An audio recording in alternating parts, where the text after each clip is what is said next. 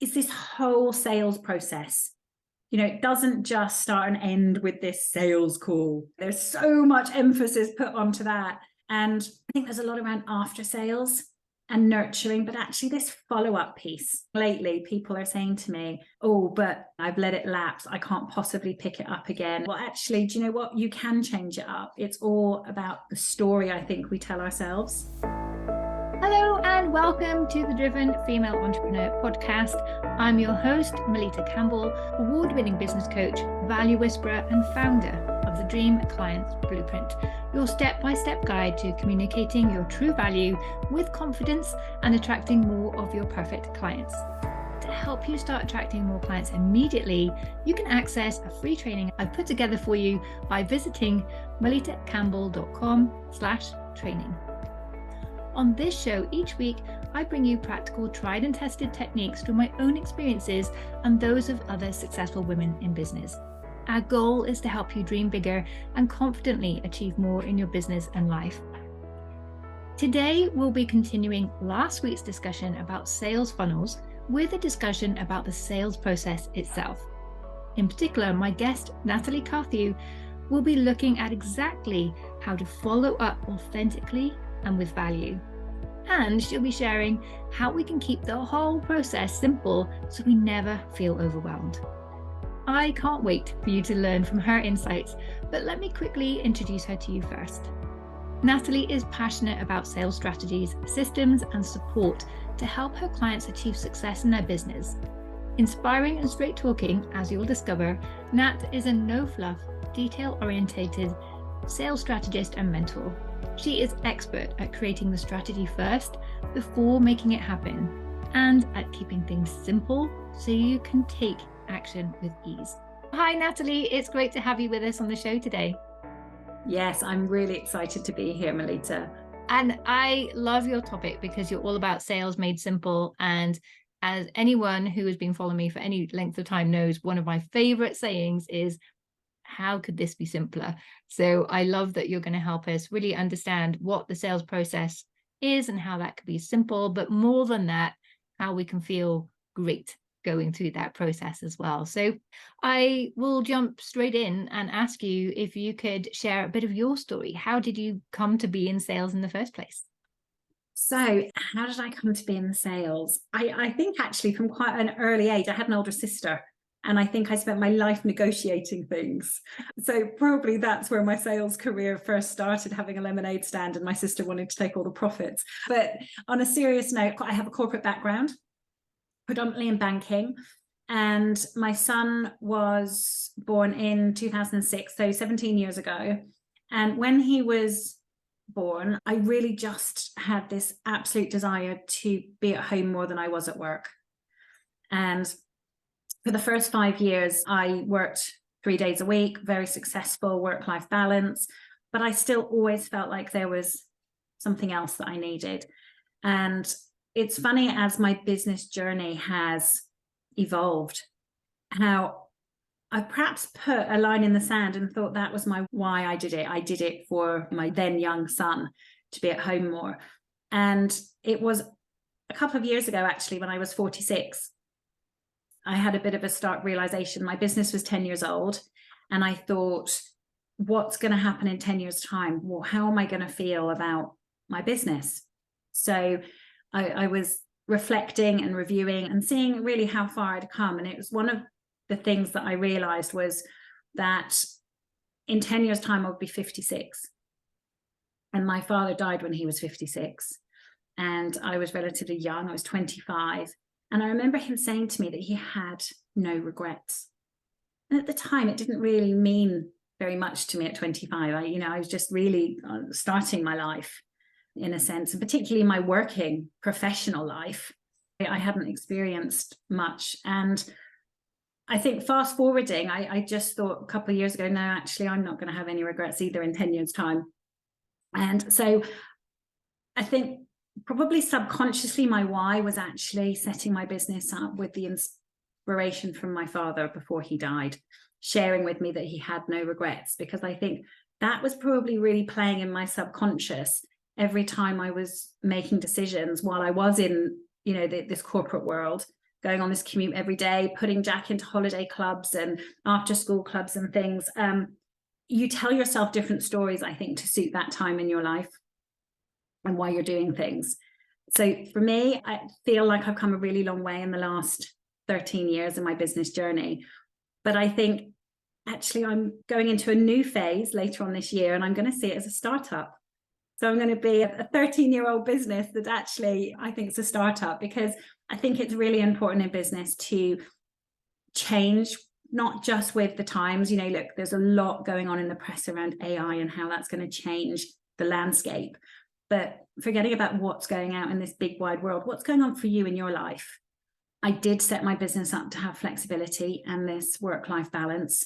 And now I'm moving into a new phase because Jack's 17 and he's going to be off spreading his wings, and it's going to open up a whole new world of opportunities for me, whereas I don't necessarily need to be home-based.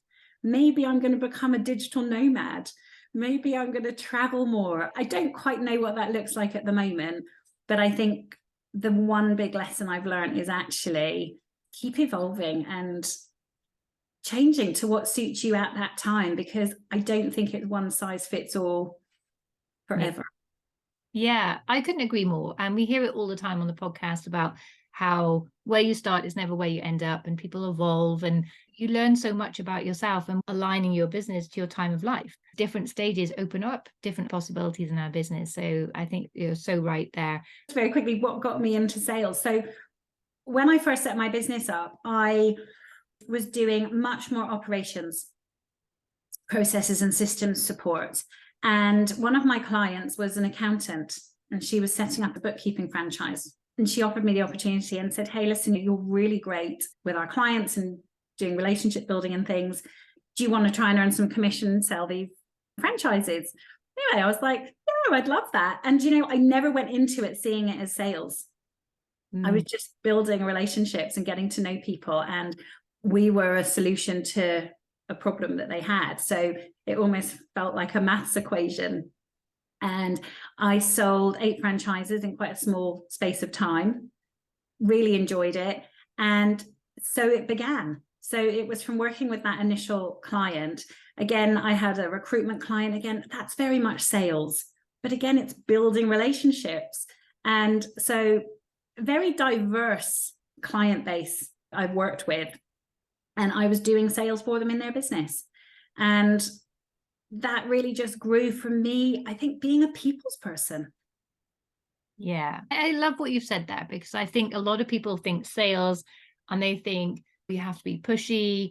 And I think a lot of certainly what my perception of sales was, well, I don't push things on people that they don't want to buy.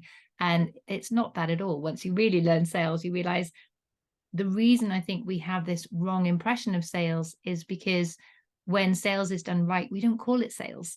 We call it service. We call it relationship building. We say, oh, they listened to me. They were so kind. We don't say they sold to me, because it doesn't feel that way. Although ultimately you've kind of taken them to that confident decision that they're going to make, knowing that it's right for them, or from your perspective and from theirs. So I think it's really interesting. Is there anything else that you see people fearing in the sales process?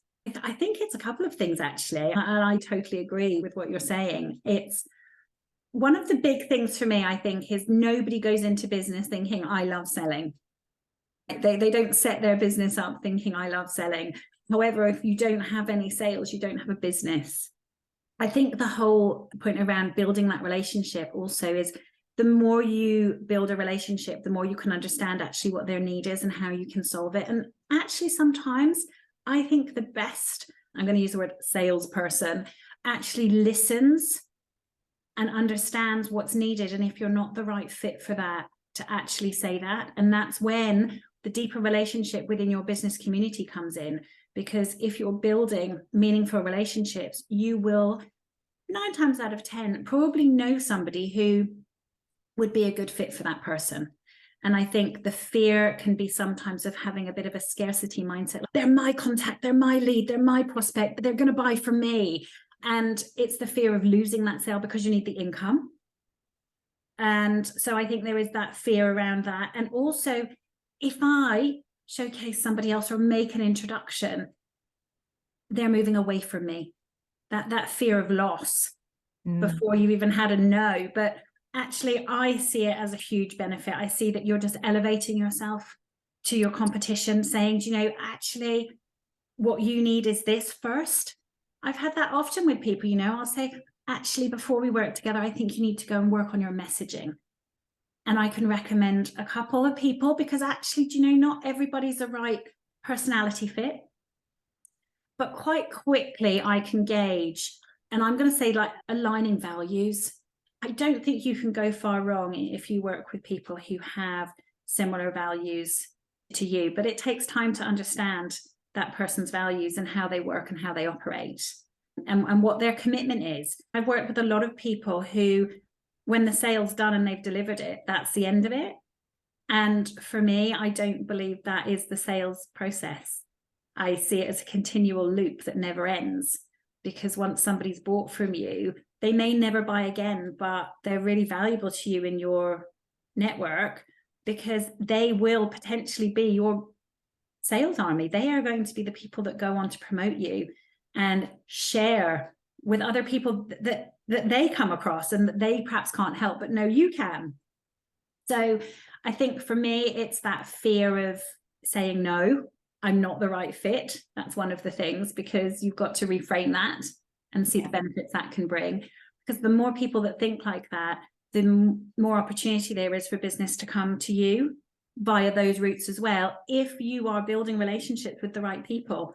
And ultimately, we've all had, I'm going to say, nightmare clients. We've all worked with a nightmare person, and it probably comes back to being afraid to say this isn't right for you because you want the sale. Yeah. I love what you've said there. You need sales to have a business. You can't really run a business without clients. But if you have the wrong clients, then actually that's going to destroy your business, because often they demand discounts. They ask for things that fall out of the regular scope because they don't really value what you do, and they don't get the big results that we want for them.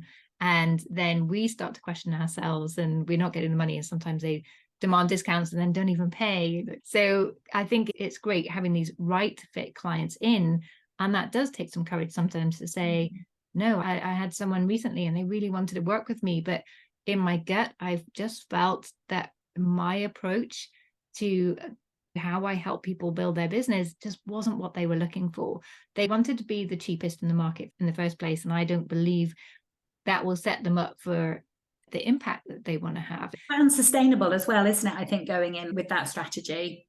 Yeah, absolutely. And fine for bigger businesses that can work on volume, but for smaller businesses, particularly if you want to work on a personal basis, you have to make sure that's profitable. And they also wanted a quick fix. And again, I feel that you have to have a solid foundation to build the results. So it wasn't going to work out. No, but I don't know anyone else to turn to. And that doesn't mean that I'm the right solution. Exactly. Yeah, exactly. So it felt really difficult to say no, but in the end, I know it was the right decision. And I've learned from the times when I haven't said no and worked with people and you said, yeah, and you regret it so quickly. But again, I think you have to go through those pains, and the growing pains as well, especially in business, to understand what does work for you, what doesn't, and how you can then create the narrative for that opportunity or challenge when it presents itself in the future. And it only comes by practice. Yes. So this is a big journey we're on, you know, like it's not a sprint. And I think we need to really, I try to do this very regularly, is actually review, reflect, and reset. Those 3 R's, you know, review where you are, review what worked really well in the last week, 2 weeks, month, last quarter, review and really reflect on, for me, is it bringing me joy?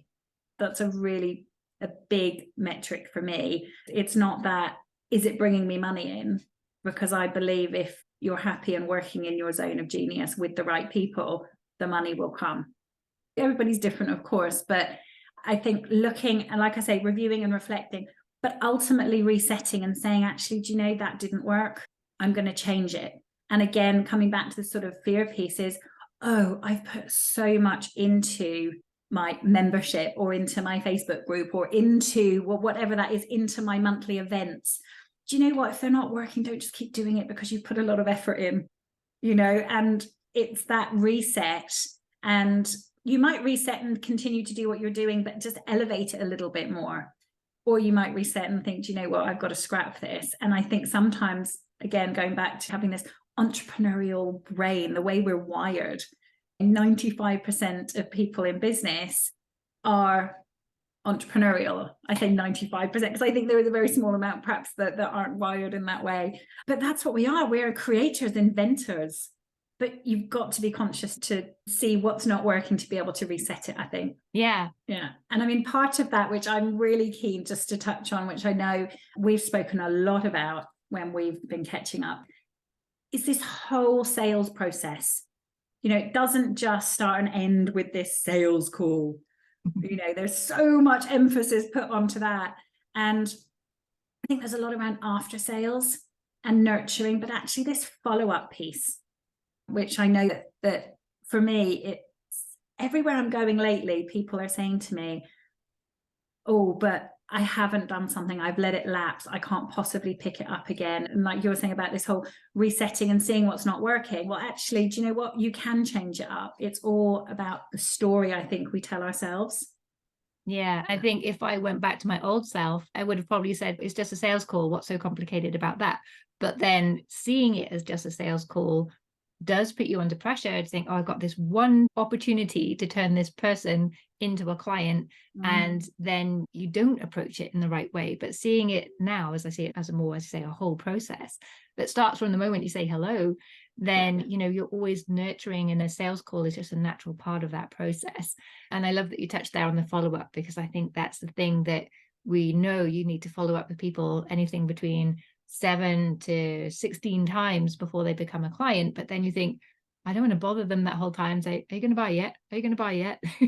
But I know you have a very different way of looking at that. So let's go there now. Let's look at this Sales Made Simple. So tell us about that process. What does that look like? So for each person, I think it's individual to your business. But if we take an example, you've got I'm going to call it a signature program. Let's say it's an 8 or 12-week program that you do in small groups, say with 4 people. Let's think about what that buyer's journey is.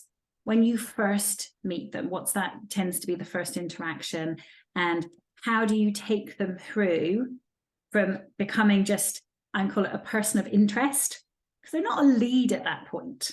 I think we can meet lots of people of interest. Then for me, the next stage is actually determining whether they are a lead or not.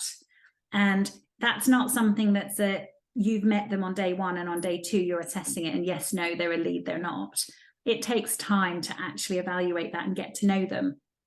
And interestingly, we use this word sales call, because the step before that, quite often when we meet somebody, let's say at networking, and they'll say, oh, let's jump on a one-to-one. I'd love to, to have an offline conversation. So I know a lot of people immediately think, oh, I don't know, are you just going to sell at me? That does jump into our minds. I also know that people think, oh, would they be ideal for me though? So actually it's not about them selling to me, but I could go on a call with them and I could tell them about like what I sell. So I think at that first point, for me, that's very telling. I have my own system. And again, I think this is very individual. It depends what feels right for you. And it comes back to a personality thing. Think about how you like to be followed up by people from a networking. Do you connect with every single person you meet at the networking? Do you handpick 3 people to say, I'm going to have 3 one-to-ones and these are the people I'm going to nurture and focus on more? What is your strategy? And that initial conversation is just to getting to know you.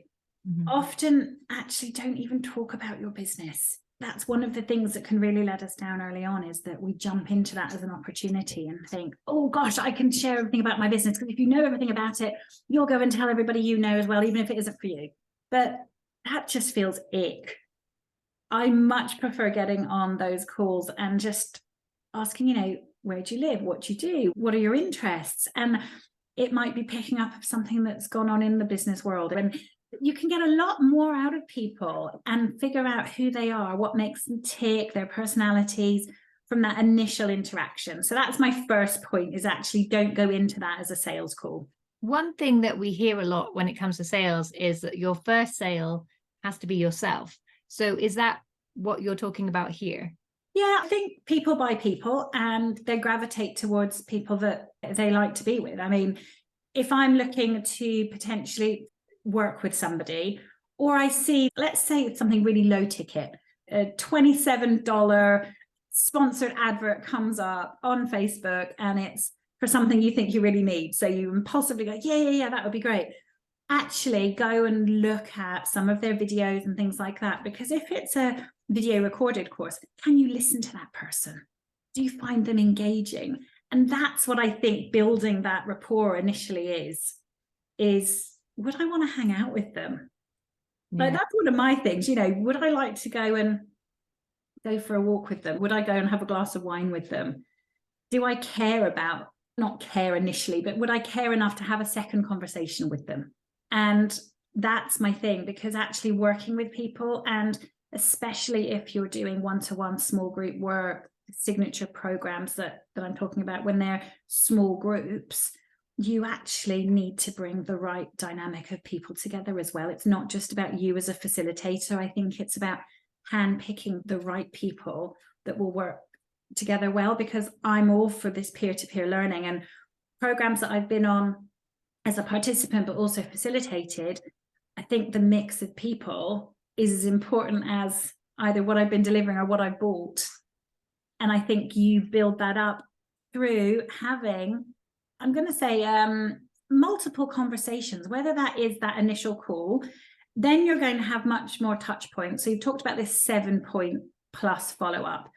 I heard a statistic the other day that people need 27 touch points, which has gone up massively since the last time I'd heard it. I think it was about 15 before that. But if that is the case, in my buyer's journey, what are all those touch points? And I have them mapped out. And that's what I do with my clients. And everybody can do it for themselves. Just go back to the last couple of people that you've met and you've gone through your buyer's journey with them, to them signing up to work with you, or perhaps not signing up to you as well. I think it's just as important to look at the journey that your prospect takes, whether they buy from you or not, because then you've got a comparison of what was working and perhaps wasn't working quite so well. And where did it fall down? When did they make the decision actually that they weren't going to go through with working with you? What was that point? And also the other thing on the other side of that is when people get a no, do you go back and ask for feedback? What was it? Scary. It does, but do you know what? Everybody's just human. And I think about ourselves, put yourself in this position. What would you like if you decided, so we were going to work together later, and you said, actually, Nat, at the moment, it's not the right thing for me. I'd be like, yeah, sure, no worries. Or you might say, actually, I've chosen to work with somebody else. That's quite a brave thing to share with somebody. But it's as much about being a seller as it is a buyer. And I think you have to look at your own behaviors as a buyer of what you like, because that is probably the style that you like to sell in. Does that make sense? So how you like to be sold to, how you like to be followed up. Because if you said to me, thanks, but no thanks, I followed up with you a couple of weeks later and say, oh, Melitta, appreciate, obviously you've made the decision for us not to work together, but I'd still really love to stay in touch. I don't know if you've chosen to work with somebody else, but I hope it goes really well. Let's keep in touch. They will then go into my nurture follow-up, because they were still a person of interest to me. They were a lead and then they weren't a lead, but there's still value in us keeping a relationship together. And that might not be because it's going to be a transactional relationship going forward, but there is value in us staying in each other's worlds and staying connected. So there's that piece on a no. Then I think you have the other side of when people do, jump up and down, yes, I'm so excited, let's work together. What's the next bit in your sales process? You've actually got your onboarding. How do you onboard them as a client? What is that process? When you've delivered the work to them, that's still part of your sales cycle. So the sales call, I guess I'm trying to emphasize, it's such a small part of it. And I think we put such a huge emphasis on it. I think we think that's make or break. But if you look at your buyer's journey and how many interactions and touch points you're having with them before the sales call, and it might not be direct interaction. It may be online and you're going onto your LinkedIn. Between that, have some engagement. Show some of your own thought leadership in some of the comments and posts that they're putting out. You can have interactions with people that are not this direct in Zoom formal. You can also go and mine lots and lots of information from people. So this sales call that we put all the emphasis on isn't about you. That's how you keep it simple. You say to yourself, this isn't about me, it's about them. And the reason it's about them is because you want to find out as much as possible about them, about what they need, about where they want to be, because you're actually making the assessment of if you're the right person. But also the most important element on the sales call for me is me making the recommendation to you. It's me as the expert recommending. So you might have got on this sales call thinking in your mind they're going to sign up to a membership. But as the call's going on, you're speaking less, right? You're listening more, speaking less. So it's not about you, it's about them. It's about asking some really insightful questions to extract enough information to then say, do you know, actually, I know we were jumping on here to talk about my membership, but actually from everything you're telling me, I think you're much better to actually do X. Or another example, and it's that thing of, I have people sometimes that are all very, very keen to go forward, and you think, actually, before we do that, I think perhaps you need to go and look at your messaging, and I'm not that expert to do that. However, I can put you in touch with somebody. And again, I think at that point, that's when you are building that know, like, and trust even more. Yeah. Because it's not a no, it's a, this is my best recommendation as an expert and a professional of you getting the most out of your investment. Because if somebody isn't ready, it doesn't mean they're not going to come back in future. I think what it means is they're going to come back with bells on, because they're going to get even better results because you've given them the right path to go on. And I think sales call is probably even the wrong word. So to keep it even simpler for yourself, it's just a conversation. It's a information exchange. Yeah. They're giving you information about themselves and where they are at the moment and where they want to be. And you're then going to make your best recommendation. That's how I see a sales call. And for me, it doesn't have to be a long conversation. I mean, I've got 5 sections to a sales call, and it's very, very simple in the fact you have your brief introduction. You then go in to ask a couple of questions about where they're at in their business. And I call that the mining phase. Then you take the answers to the questions and you actually play it back to them of what they've shared with you to really consolidate the information they've shared with you. But most important at that stage for me, and again, it's a very simple thing to do, but it's very, very powerful, listening to their language. So look, if you're nervous having a conversation, you're not going to be in tune to listen for the right cues, but what you're listening for is their language. So when you're selling to corporates or large organizations, when it isn't just one individual who's making the decision, listening to the language, if they're talking about their employees or they're talking about their partners or they're talking about their people, you don't want to be talking back to them and saying, oh, when we come in and train your employees. You want to be taking the language they're using and people, asking them what success looks like for them. In phase 3 of the conversation, you're reaffirming that you've listened to what they said, you've understood it, because actually you're checking back in and saying, is that right? Is that where your desired next step is? Is this what you're looking for? They're going to reaffirm that to you or not, or give you more information because you haven't taken it all on board. And the next step is really saying, you know, this is my recommendation. From everything I've heard from you, this is my expert recommendation. This is what it costs. Would you like me to put that into a formal proposal? And again, this is a really key part for me, is this proposal. So few people that I've been working with are actually putting together professional and quality proposals. They'll say, I don't really do that. Oh, I'll send an email over. But the whole time you've got to remember what stands you out from the competition. And it's those very simple things that actually make the difference. And the other really simple thing is doing what you say you'll do when you say you'll do it.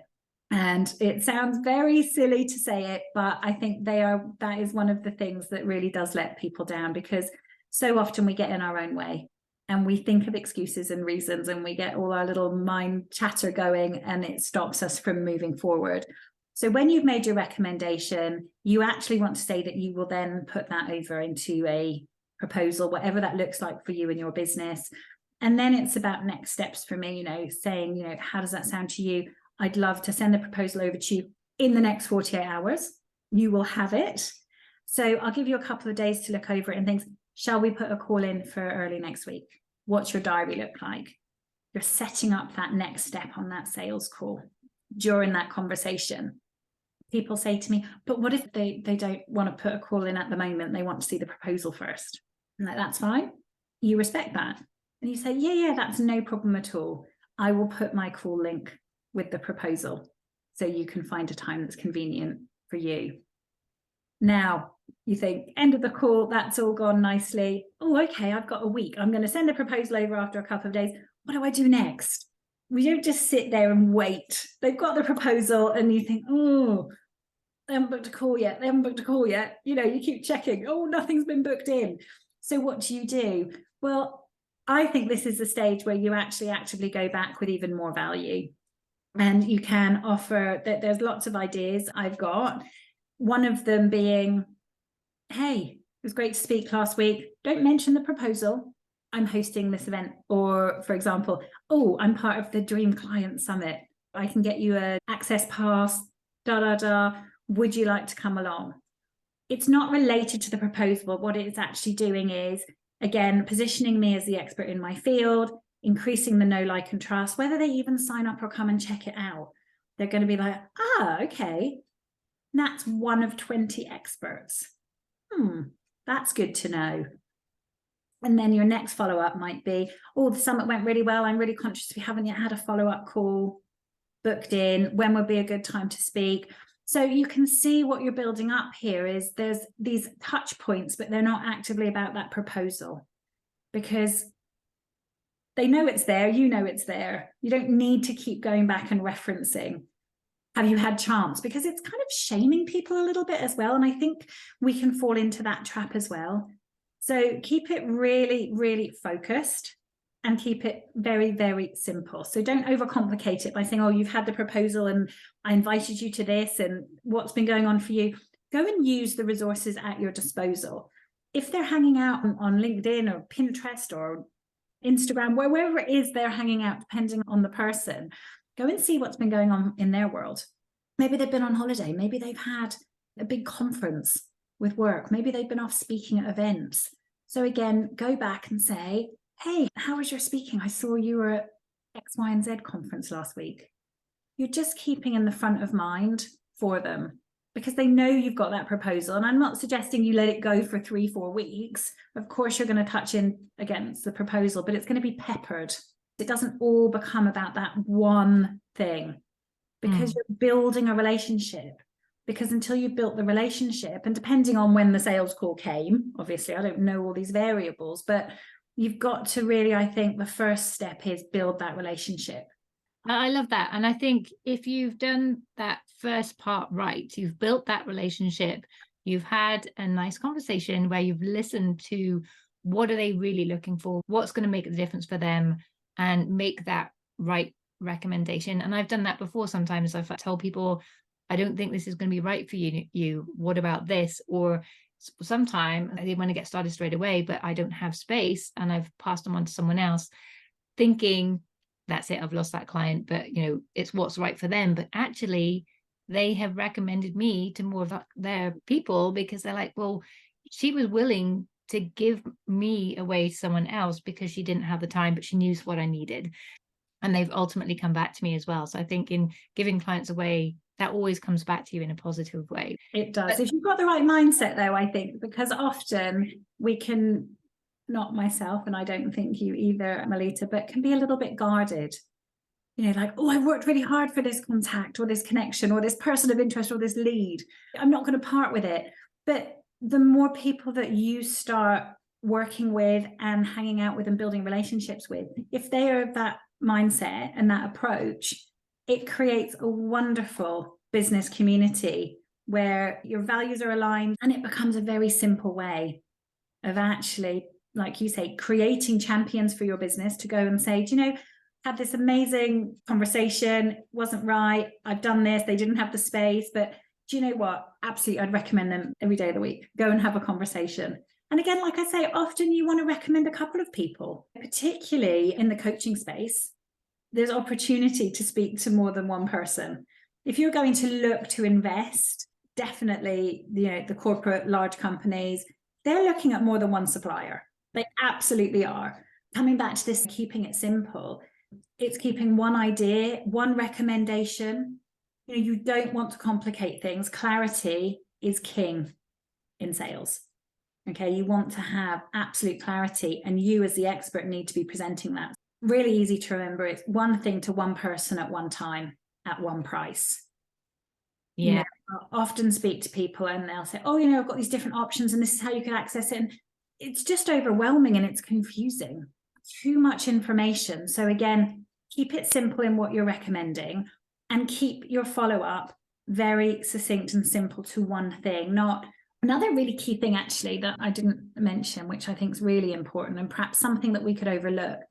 Just because you like sending things on Messenger or via email doesn't mean that prospect is hanging out in that space and that's how they want to be communicated with. So I would always say, part of that conversation, how would you like me to get in touch with you? What's best for you? And they might say, oh no, do you know what? Send it on my email. Or, oh no, can you send it? Because if they don't hang out on LinkedIn much, and again, often with corporates, they're not in LinkedIn. They often with a 9 to 5, that traditional job, you're not hanging out on these online platforms anywhere, whether it's Facebook or you're just not there. So don't be sending messages that way. How do they want to be communicated to? And again, keeps your life really simple and very easy, but you need to keep a track of that. This is what this person wants. This is what they've said they want, and stick to it and do it. And it's very simple. Yeah. Ask the question, get the answer, and stick to it, and do it when you say you'll do it. Yeah, exactly. So many people that want to be on the podcast reach out to me on Instagram, like, I'm not there. I see their message like months later. So yeah, I think that's really key. And to finish up with this simple idea after that conversation following up, but if you've been building that relationship with adding value at every step in a nice, simple way, then you just continue that. And it feels very natural to continue that relationship. And so the sales call doesn't change everything. It's not this big shift. Yeah. It's just a moment in that relationship, and you're just continuing as you started out, which I think is really a nice way of thinking about it as well. Because I know before, when I've been doing follow-up earlier in my business, I was like, oh, I'm really bothering this person now. Hi, are you going to buy from me yet? Hi, do you want to buy from me? Yeah. And it's exhausting.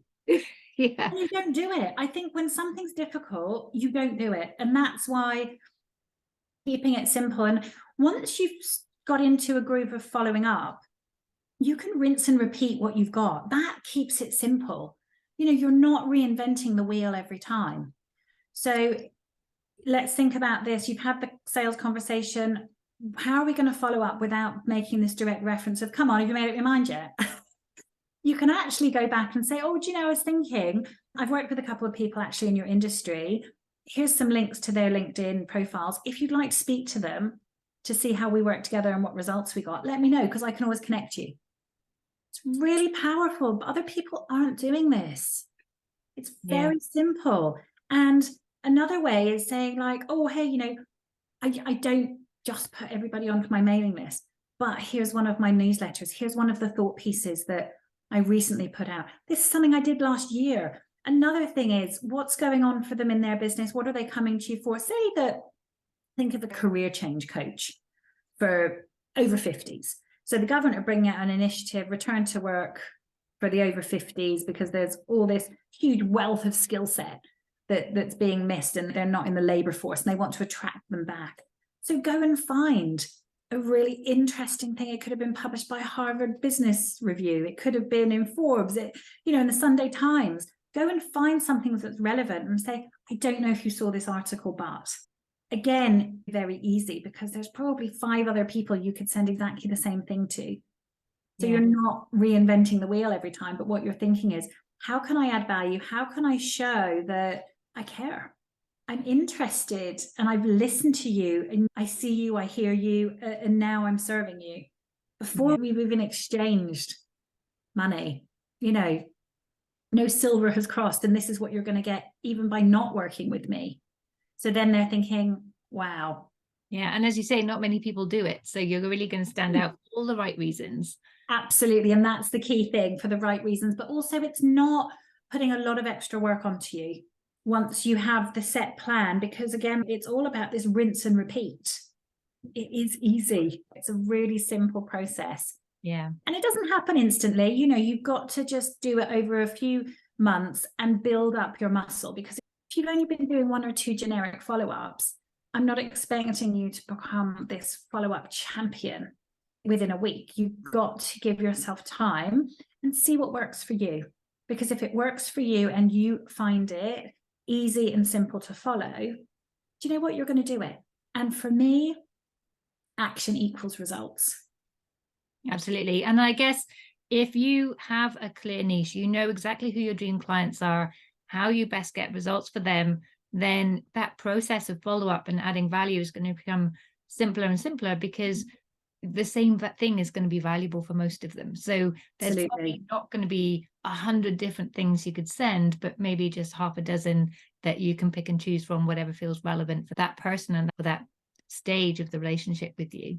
Absolutely. Absolutely. And the more you do it, the easier it is.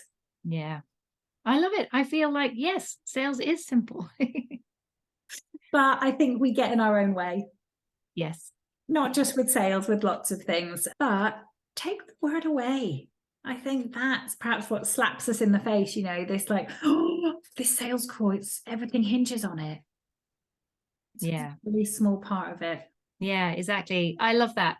Natalie, thank you so much for everything you've shared. It's been really insightful. And as I said, really made it simple. It's just a relationship at the end of the day. It's just having that conversation, caring about people, adding value at every step, and looking for how we position ourselves through that as well. It's not just necessarily showing up as their best friend the whole time, but showing up as a professional, showing up as an expert, and therefore I know that this is the piece of information that's probably going to help you right now, or this is the right move for you next, or this is too soon. Take that stance as an expert. And I think that feels really good. I think I can certainly step into that. Good. And now you have to take the action. It's like any masterclass or workshop or training that I deliver. It's about actually taking one thing. Just start with one thing that you can positively take on board to make a change in your business, and then add another thing. It doesn't have to be everything at once. I think it's these baby steps that then join and create big leaps for us in business. Yeah. Keep it simple and keep it small. Yeah. And talking about simple, small next steps and valuable, I know that you have a fortune in the follow-up workbook to help people map out this process and decide, okay, well, what's that follow-up process going to be like for me? Do you want to tell them a little bit more about that? Yeah, I mean, it's just packed with some really great ideas and different ways that you can follow up, that brings a bit of variety in it, not just for you, but also for the person you're getting in touch with. So they don't just think, oh, another email, another chaser. It really is giving you some really great ideas. And I think a lot of the ideas in there you already have in your business. You just haven't thought about applying it to the follow-up process. It's very much focused on that getting the sale, the follow-up to getting a yes. But like I say, there's a whole other piece around following up once you have worked with clients, which is just as important. But I'm going to be helping you in the workbook, really give you a variety of ways that you feel very comfortable and easy to follow up consistently. Because if you're only doing it once or twice, you need to do it more. And so hopefully I can help you get there. Yeah, brilliant. And I love you touched on the point that we have more content and value in our business than we realize. And once we dig that out and present it to our clients, we probably have to do a lot less than we think. I love everything about what you've shared. Is there anything you feel that we haven't touched on yet that people really need to know in order to feel confident going forward with their sales? I would say just a sort of, not we haven't covered it, but I think my sort of parting wisdom would be, look at what you feel is holding you back and really take some time out to pinpoint what that is. Is it your marketing? Is it your sales? Is it your mindset? And it might be in each of those areas, but actually, what's the priority for you right now in your business? And again, I think it's about keeping it small, because it's not about giving so much information we've overwhelmed. I would rather be doing less and going deeper than creating a sense of overwhelm and feeling like, gosh, there's so much I need to do. What's the one thing that and really do some searching. It doesn't mean you have to go and share it with anyone either. But I think deep down, you know what's the one thing you need to improve in your business. Might even just be consistency, whatever that is for you. And of course, my door is always open. I know Melitta's is as well. So if anybody does want to talk through anything you've heard today, we just want to help. So yeah, thanks for having me, Melitta. Brilliant. Thanks, Natalie. And if people want to know more about you, where's the best place for them to go and connect with you? I'm going to say head over to LinkedIn. Natalie Carthew, it's my name. Keep it Simple Sales. And yeah, it will be great just to connect over on LinkedIn, and we can just have, and I like to call it a plenty in 20. That's my little virtual cuppa. So you get plenty in 20. And again, I'm giving value in that 20 minutes. Yeah, I also do a walk and talk with my dog. Again, it's a really nice thing that other people could take on board, because it takes that pressure off. Brilliant. I love it. Natalie, thank you so much. You shared so much. You've given more than plenty in a little bit over 20. And I'll put all of those links underneath this video as well, so people can click through easily. Brilliant. Thanks, Melitta. Thank you for joining us today. I would love to know what your big takeaways have been from today's show. As always, let me know in the comments section, or come along to the Dream Clients Club on School and join the discussion there. And right now in the Dream Clients Club until the 7th of November, you can join the club, invite your friends, and you could win a done for you, high converting landing page and 5-step follow-up system to help you attract more of the right clients and build that into your simple sales system. You have to be part of the club to enter, so go over to the Dream Clients Club. You'll find it on school.com, or click on the link in the show notes.